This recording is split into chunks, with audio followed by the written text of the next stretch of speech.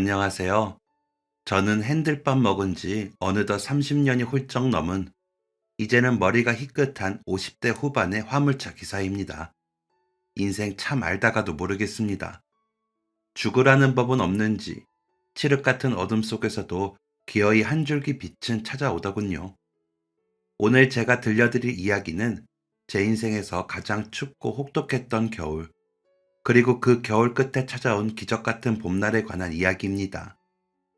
저에게는 눈에 넣어도 아프지 않을 외동딸이 하나 있습니다. 2002년, 온 나라가 대한민국을 외치며 붉은 물결로 넘실대던 그해 6월에 태어난 아이죠. 다들 TV 앞에서 월드컵 경기를 보며 환호할 때 저는 분만실 앞 복도에서 제 아이의 첫 울음소리를 들었습니다. 그 우렁찬 소리가 어찌나 감격스럽던지 대한민국이 4강에 갔을 때보다 더 가슴이 벅차오르더군요. 여보, 고생했어. 정말 고생했어. 당신 닮아서 목청 좋은 거 봐. 아내는 우렁차게 우는 아이를 보며 말했습니다. 아이를 안는 순간 작고 따뜻한 온기가 거칠고 투박한 제 손바닥으로 전해졌어요. 그 순간을 아마 평생 잊지 못할 겁니다. 저는 평생 운전대만 잡고 살았습니다. 젊어서는 남의 차를 타다가 결혼하고는 빚을 좀 내서 제 화물차를 장만해서 전국을 누비고 다녔죠. 제 인생은 고속도로 위에서 흘러갔다고 해도 과언이 아닙니다. 화물차 기사라는 게 그렇습니다. 남들 잘 때 밤새 달리고 남들 쉴 때 짐을 싣죠.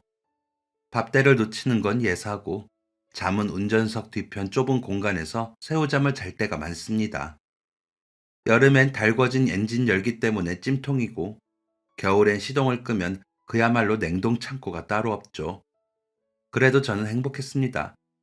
운전석 대시보드에 붙여둔 딸 아이의 백일 사진과 돌사진이 부적과도 같았으니까요. 졸음이 쏟아지는 새벽 고속도로에서도 딸아이 사진을 보고는 허벅지를 꼬집으면서 버텼습니다. 짐 싣고 대기하느라 며칠씩 집에 못 들어가도 수화기 너머로 아내와 딸아이의 목소리를 들으면 피로가 싹 가시곤 했죠. 비록 전셋집을 전전하는 넉넉지 않은 형편이었지만 세 식구 웃음소리가 끊이지 않던 날들이었습니다. 집에 들어가면 어느덧 걸음마를 뗀 아이가 아장아장 걸어와 제 품에 안겼고 아내는 따뜻한 밥상을 차려주며 제 굳은 어깨를 주물러주곤 했으니까요. 하지만 그 행복은 그리 오래가지 않았습니다.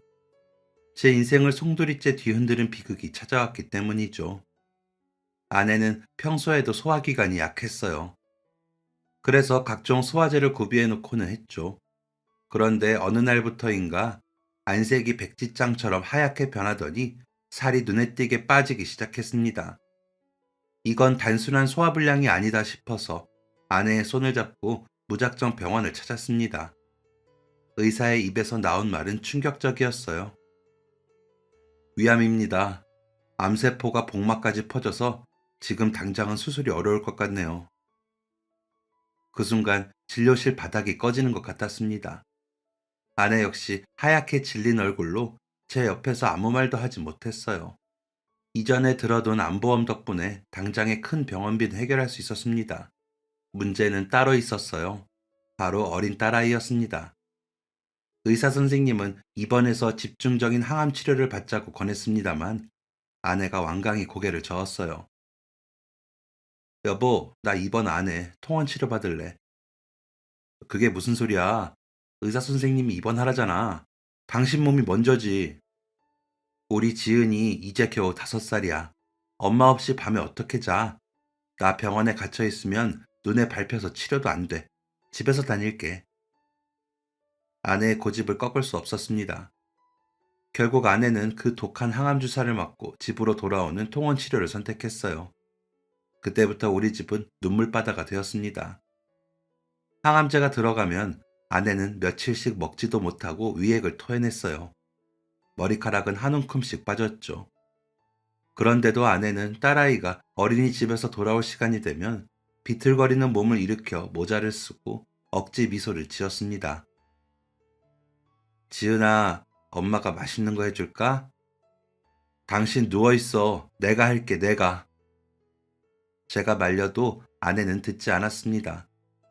자신이 직접 뭔가를 해줄 수 있는 날이 얼마 남지 않았다고 생각해서인지 머리 하나도 직접 묶어주려고 했어요. 못난 저는 그런 아내를 곁에서 돌보지도 못했습니다. 아픈 아내를 돌보느라 일을 줄이자니 당장 생활비가 빠듯했거든요. 매달 꼬박꼬박 나가는 트럭 할부금에 이런저런 생활비까지 숨만 쉬어도 돈이 나가는 때였죠. 결국 생활비 카드는 한도 초과가 되었고 아내 몰래 대출까지 알아봐야 하는 상황에 몰렸습니다. 그걸 눈치챘는지 하루는 아내가 제 손을 잡고 이렇게 말하더군요. 여보, 나 괜찮아. 당신이 옆에 있어봤자 해줄 수 있는 게 없잖아. 나가서 일해.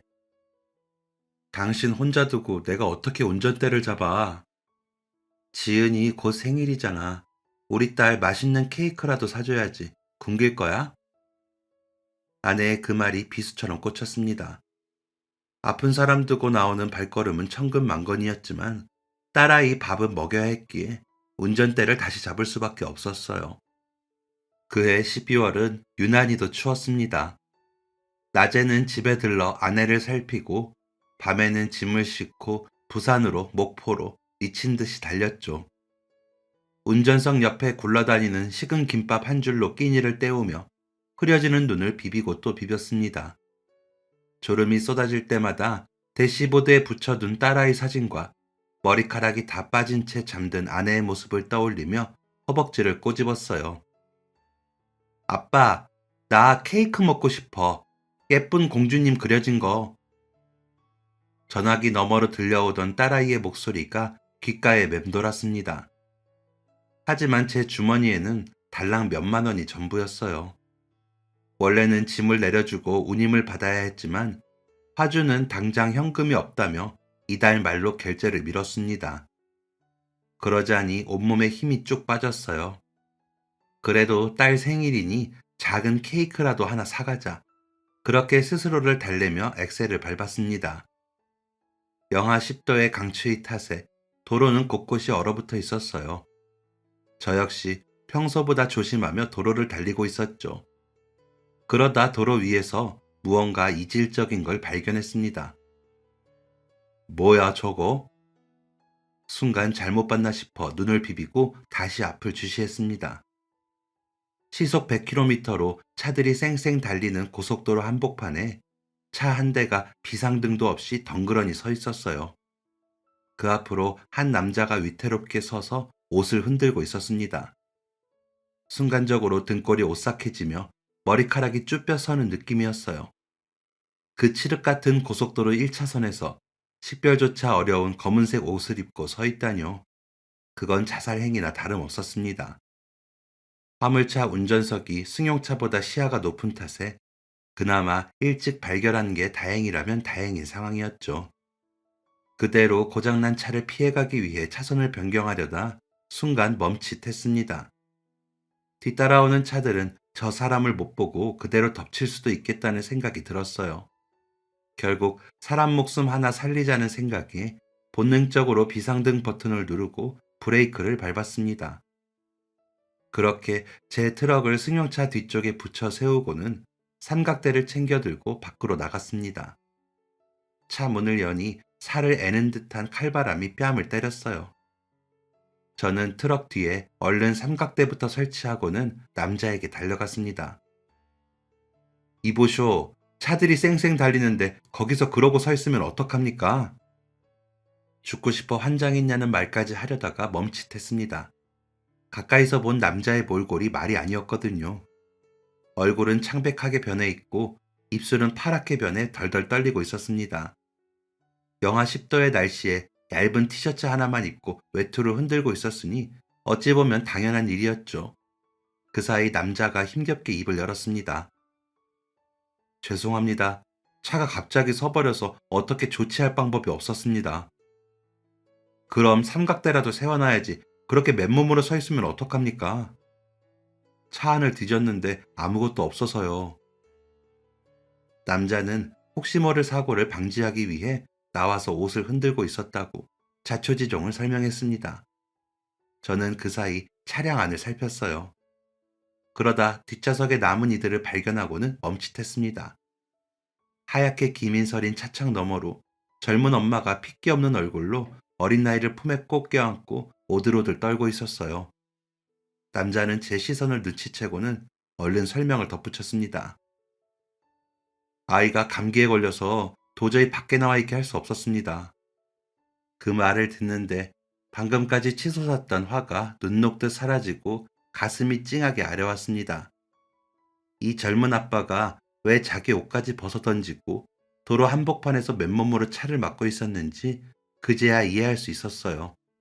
차 안에 있는 아픈 아이와 아내를 지키고 싶었던 겁니다. 그 절박한 심정이 제 가슴을 후벼 팠어요. 보험사에는 연락한 거요? 네, 연락했는데 도착하려면 시간이 좀 걸린다고 하네요.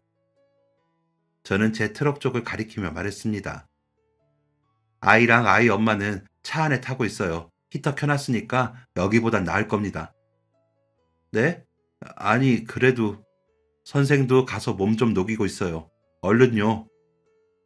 제가 재촉하자 남자는 연신 고맙다고 인사하고는 뒷좌석 문을 열었습니다. 그러고는 아이 엄마에게 자초지종을 설명했어요. 아이 엄마 역시 저에게 거듭 고맙다고 인사했습니다. 인사는 나중에 하시고 애 춥겠어요. 얼른 가세요. 그렇게 세 사람을 따뜻한 트럭 안으로 피신시키고 나니 한시름 놓이더군요. 저는 히터 온도를 좀 더 높이고 경광봉을 챙겨서 밖으로 나왔습니다. 그리고 트럭 뒤편에서 흔들기 시작했어요. 쌩쌩 달려오던 차량들이 제 트럭의 비상등과 경광봉 불빛을 보고는 급하게 속도를 줄이며 피해갔습니다. 큰 트럭이나 버스가 옆을 스쳐 지나갈 때는 찬바람이 매섭게 몰아쳤어요.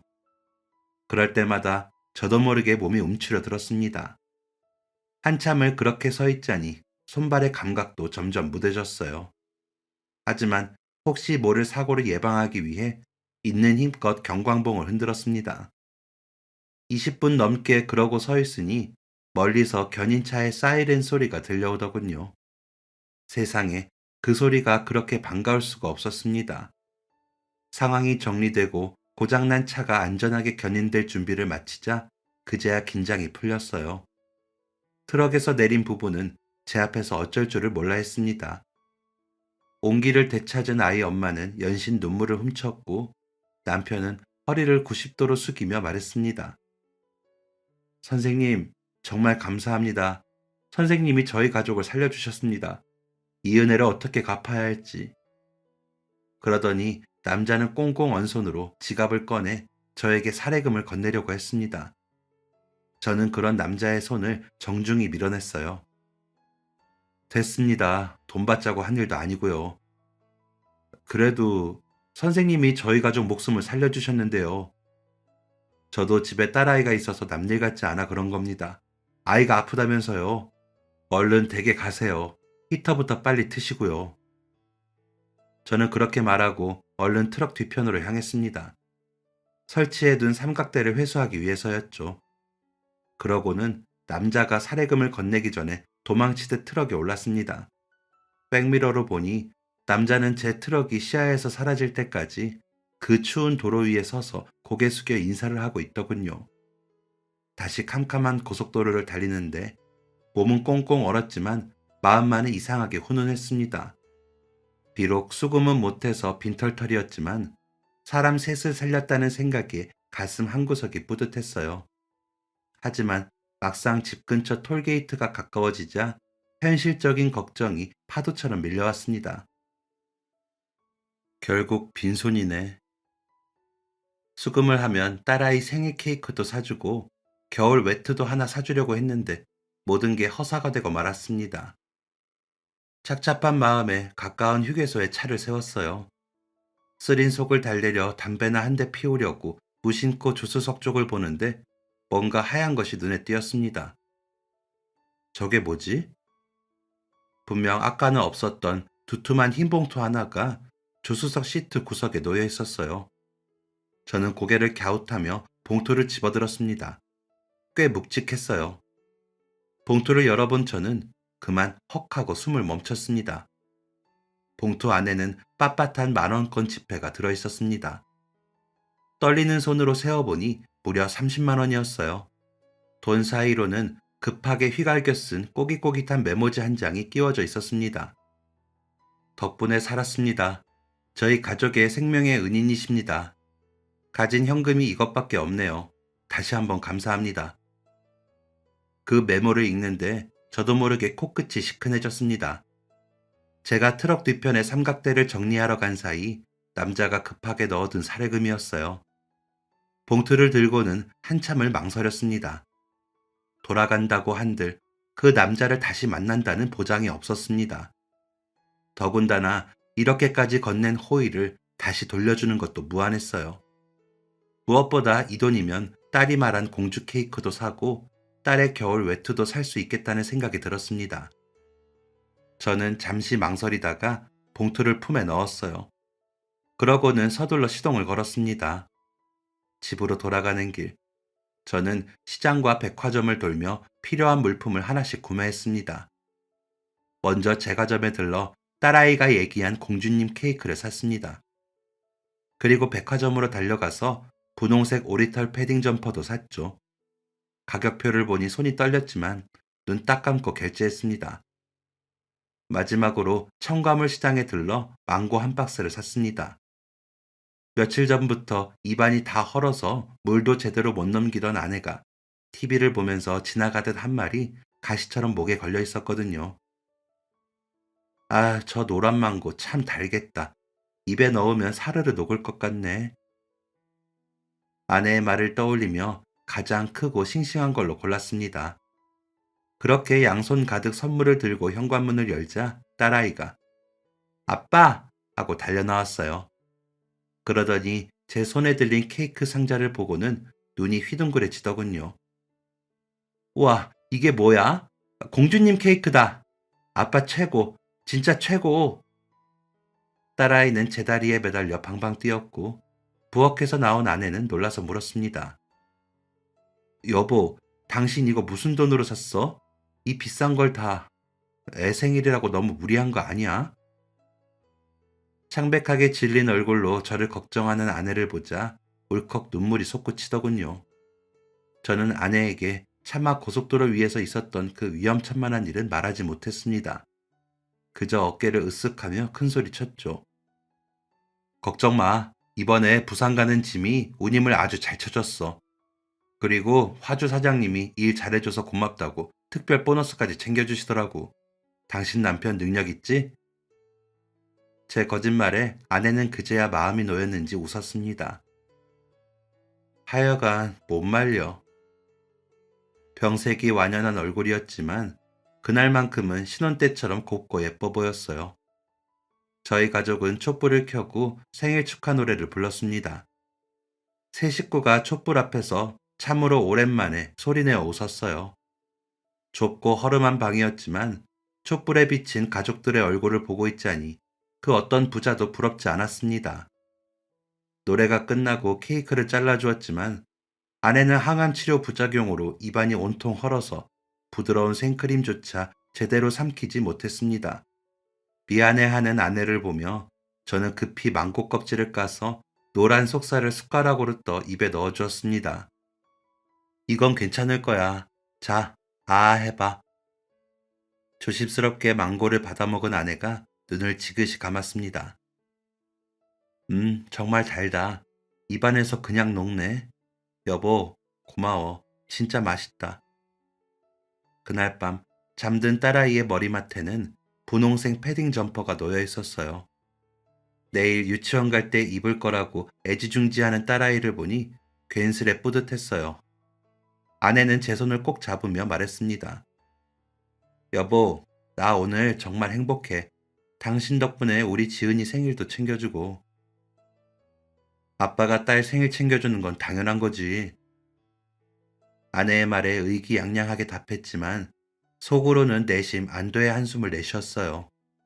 고속도로 위에서 그 가족을 만나지 않았다면, 그분이 30만 원을 주지 않았다면 생일 케이크 하나 사기 어려웠을 테니까요.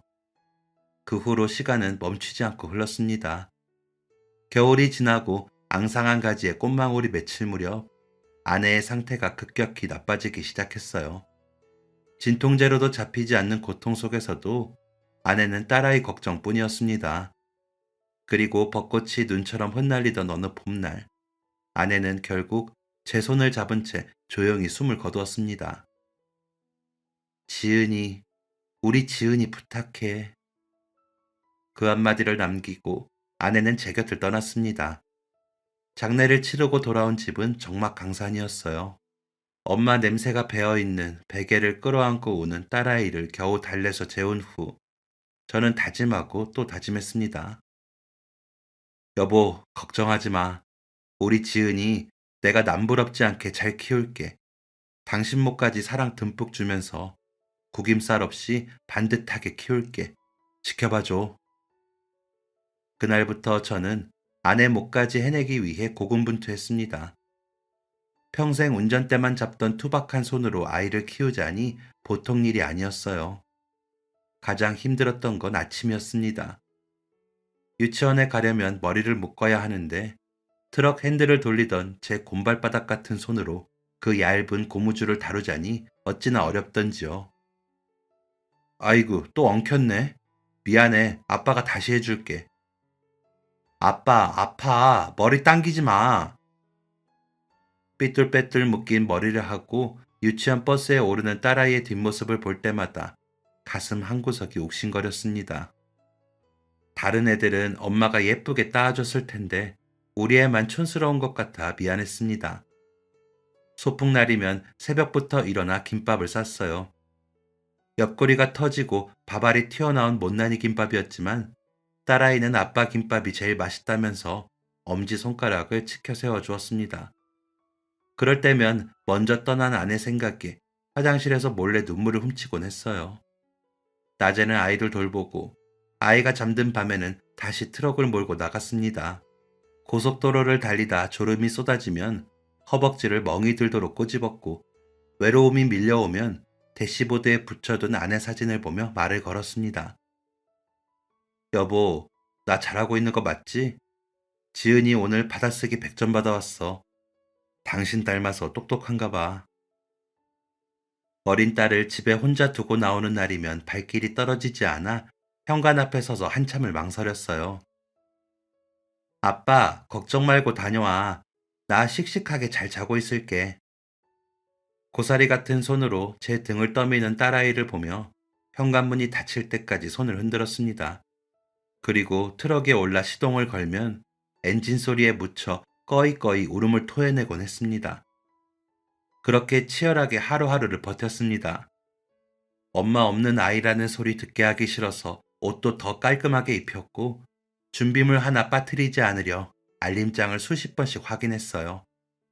다행히 딸아이는 제 바람대로, 아니 저보다 훨씬 더 어른스럽게 자라주었습니다. 초등학교에 들어가서는 제가 바쁠 때 스스로 빨래도 개어놓고 고학년이 되자 서툰 솜씨로 김치찌개를 끓여놓고 저를 기다리기도 했어요. 아빠, 힘들지? 내가 안마해줄게.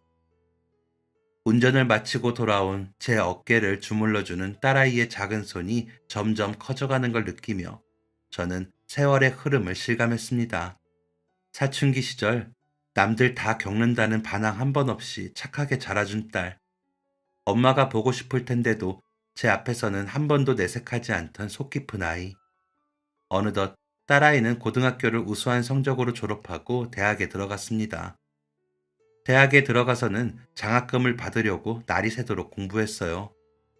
다른 애들은 대학 가면 동아리 활동도 하고 남자친구도 사귄다던데 우리 딸은 고등학생 때보다 더 열심히 살았어요.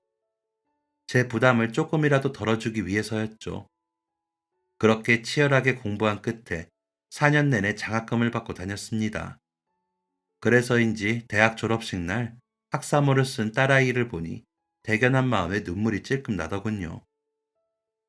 아빠, 지금 우는 거야? 아니야, 눈에 뭐가 들어갔어. 얼른 소매로 눈가를 훔치는데 딸아이가 씩 웃으며 이렇게 말하더군요. 아빠, 키워줘서 고마워. 취업하면 제대로 효도할게. 이렇게 잘 커준 것만으로도 효도 다 했어. 아니야, 이제부터 시작이지. 그 후 딸은 그 말을 지키기라도 하듯 곧바로 취업 준비에 매달렸습니다. 하지만 세상은 그리 호락호락하지 않더군요. 딸아이는 밤낮 없이 도서관을 오가며 자격증을 따고 영어 공부를 했습니다. 낡은 책상 위에는 수험서가 산더미처럼 쌓여갔고 딸아이의 눈 밑에는 다크서클이 턱 밑까지 내려와 있었죠. 옆에서 지켜보는 저도 애 같았습니다. 제가 해줄 수 있는 거라곤 늦은 밤 공부하는 딸에게 과일을 깎아주거나 면접 보러 가는 날 새벽에 정성껏 다림질한 정장을 건네주는 것뿐이었습니다. 지은아, 기죽지 마. 너는 아빠한테 세상에서 제일 자랑스러운 딸이야. 하지만 결과는 번번이 낙방이었습니다. 서류 전형에서 떨어지고 필기에서 떨어지고 그래도 딸아이는 씩씩하게 말했습니다. 아빠, 괜찮아. 다음엔 꼭 붙을 거야. 제 속은 문드러질 텐데 아빠가 걱정할까봐 내색 한 번 안 하는 그 모습이 더 가슴 아팠어요. 그러던 어느 날이었습니다. 딸아이가 그토록 가고 싶어 하던 대기업의 최종 면접 결과가 나오는 날이었죠.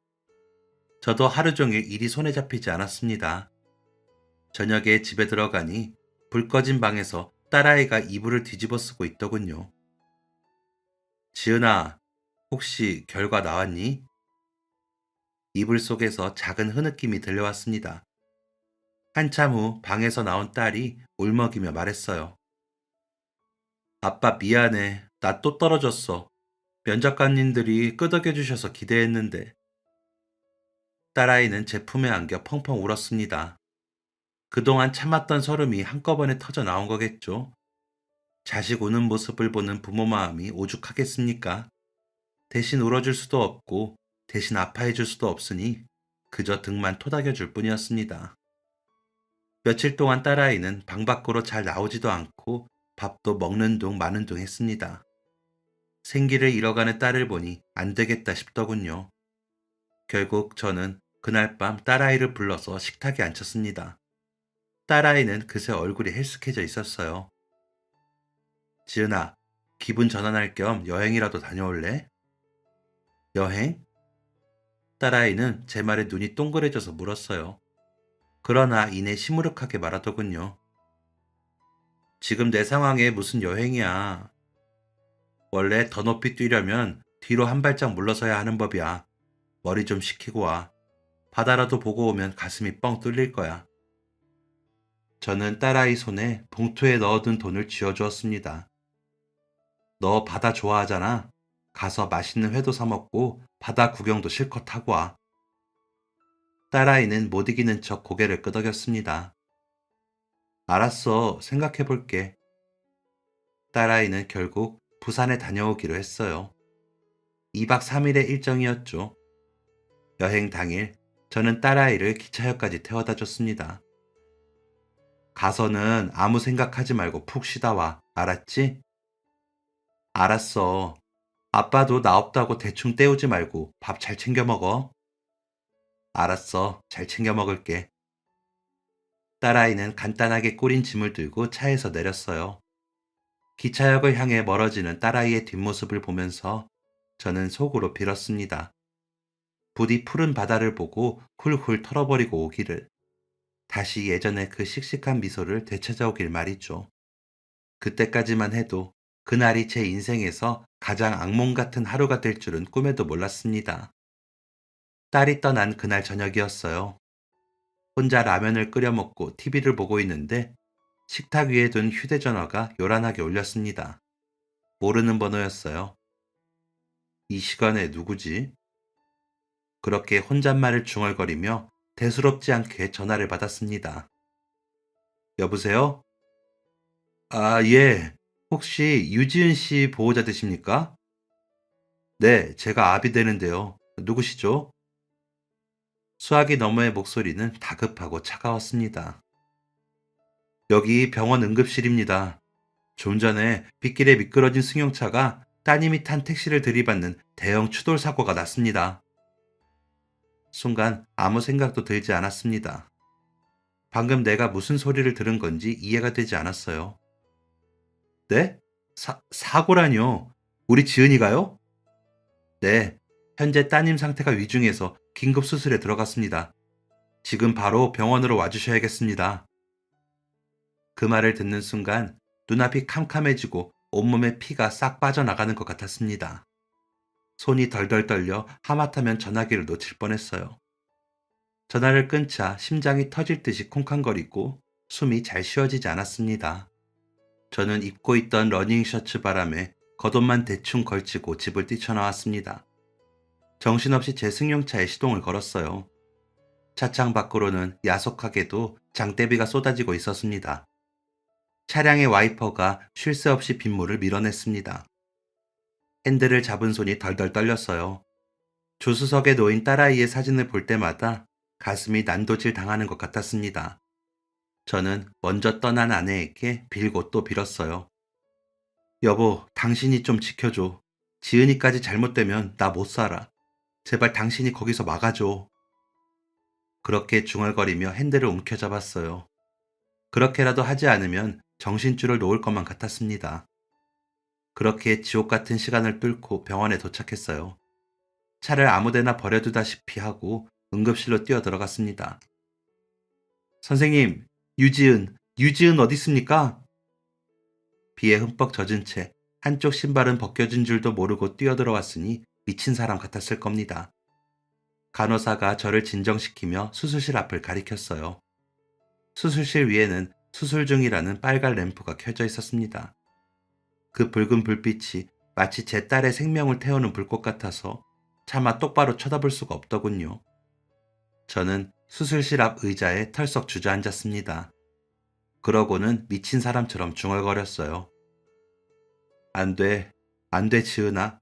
아빠가 여기 왔어. 조금만 버텨. 아빠 두고 가면 안 돼.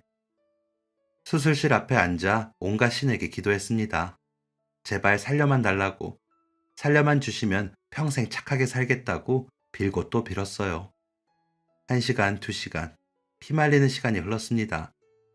수술실 문이 열릴 때마다 심장이 덜컥 내려앉았어요. 딸이 잘못된 건 아닐까, 의사가 고개를 저으며 나오진 않을까, 숨조차 제대로 쉴 수 없었습니다.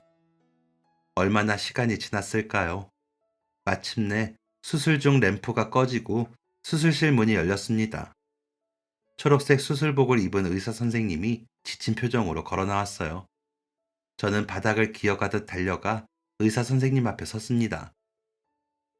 선생님, 선생님, 우리 지은이, 제 딸 어떻게 됐습니까? 살았습니까? 목소리가 잘 나오지 않아 쉰소리가 났습니다. 의사 선생님은 마스크를 벗으며 땀을 닦았어요. 그리고 저를 보며 깊은 한숨을 내쉬었습니다. 그 짧은 침묵이 제 심장을 멈추게 하는 것 같았어요. 아버님, 진정하십시오. 네? 뭔가 잘못된 겁니까? 아닙니다. 천만 다행입니다. 수술은 아주 잘 끝났습니다. 그 말을 듣는 순간 다리에 힘이 풀려 그 자리에 주저앉을 뻔했습니다. 감사합니다. 감사합니다, 선생님. 제가 살린 게 아닙니다. 따님은 하늘이 도왔습니다. 네? 의사 선생님의 표정은 진지했습니다. 사고 당시 깨진 유리 조각에 찔려 출혈이 심했어요. 자칫하면 병원에 오기도 전에 과다출혈로 쇼크사할 수 있는 위급한 상황이었죠. 그 말을 듣는데 심장이 덜컥 내려앉았습니다. 의사 선생님은 말을 이어갔어요. 그런데 현장에 있던 한 시민분이 구급차가 오기 전까지 입고 있던 옷을 벗어 상처 부위를 강하게 압박해 주셨습니다. 보통 피를 보면 무서워서 피하거나 당황하기 마련인데 그분은 손이 피투성이가 되도록 지혈을 멈추지 않으셨어요. 의사 선생님은 이렇게 덧붙였습니다. 덕분에 최악의 상황을 막았습니다. 그분의 용기가 따님을 살린 겁니다. 안도의 눈물이 왈칵 쏟아졌습니다. 우리 딸이 살았다는 사실에, 그리고 이름 모를 누군가가 내 딸을 지켜주었다는 사실에 가슴이 벅차올랐어요. 감사합니다. 정말 감사합니다. 저는 거듭 감사의 인사를 전했습니다. 더불어 아직 세상이 나를 버리지 않았다고, 하늘에 있는 아내가 딸을 지켜준 거라고 생각했어요. 며칠 뒤 딸아이는 중환자실에서 고비를 넘기고 일반 병실로 옮겨졌습니다. 붕대를 칭칭 감고 누워있는 딸아이를 보니 가슴이 미어졌지만 규칙적으로 들리는 심장 박동 소리에 그저 감사할 따름이었습니다. 그렇게 딸아이의 손을 잡고 밤을 새우며 곁을 지키고 있을 때였습니다. 병실 문이 조심스럽게 열리더니 간호사가 들어왔어요. 아버님, 손님이 찾아오셨는데요. 손님이요? 저희는 부산에 아는 사람이 없는데요. 사고 현장에서 따님을 구해주신 분이 걱정이 돼서 찾아오셨어요. 잠깐 뵙고 싶다고 하시는데요. 그 말을 듣자마자 저는 자리에서 벌떡 일어났습니다. 아, 네, 당연하죠. 들어오셔도 괜찮습니다. 제 목숨보다 소중한 딸을 살려주신 분인데 맨발로 뛰어나가 맞이해야 마땅했죠. 저는 온 매무새를 가다듬고 문 쪽을 바라봤습니다. 딸아이가 깨어나면 안 그래도 수소문해서 찾아볼 생각이었는데 이렇게 먼저 찾아오셨다니 그저 감사할 따름이었죠. 잠시 후 병실 문이 열리고 말끔한 정장 차림의 중년 신사가 조심스럽게 들어왔습니다. 인상이 선해 보이는, 나이는 저보다 조금 아래로 보이는 분이었어요. 저는 그분에게 다가가 넙죽 엎드렸습니다. 선생님, 정말 감사합니다. 제 딸아이 목숨을 살려주셨습니다.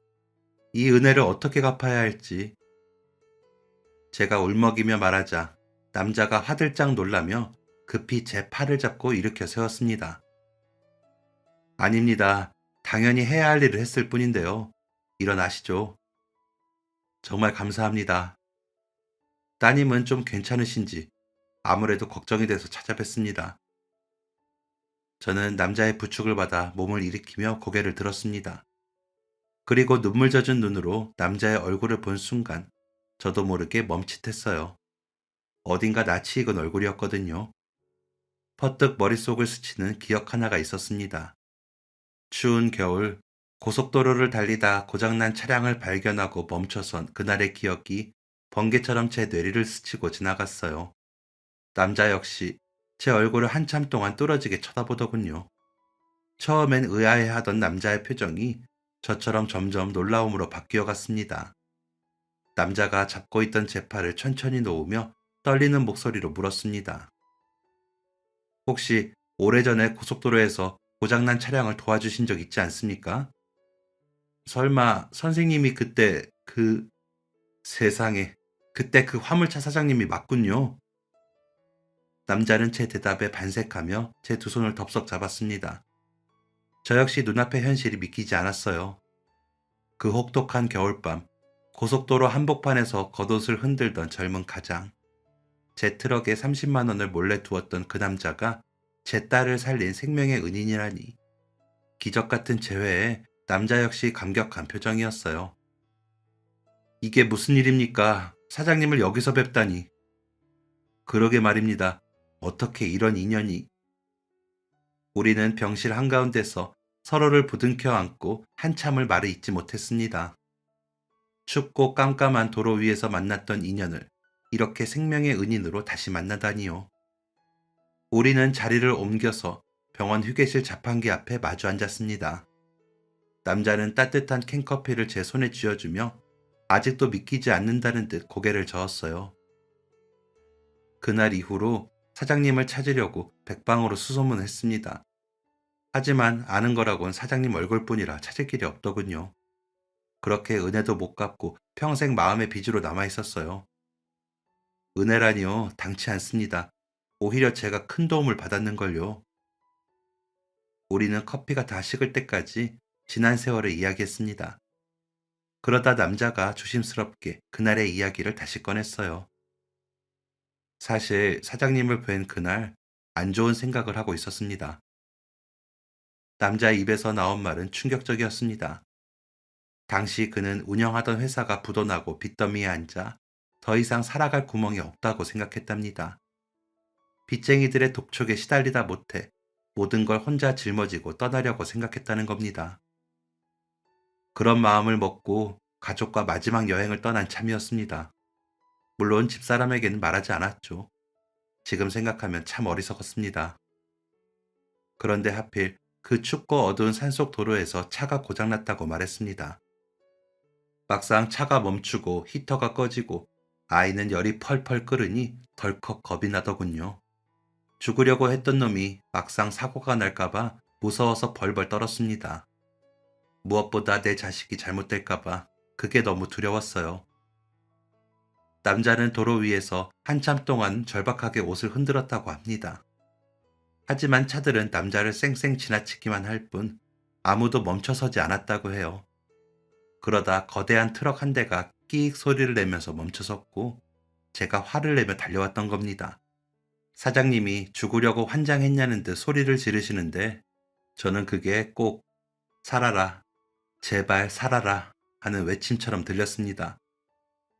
남자의 눈에 눈물이 고였습니다.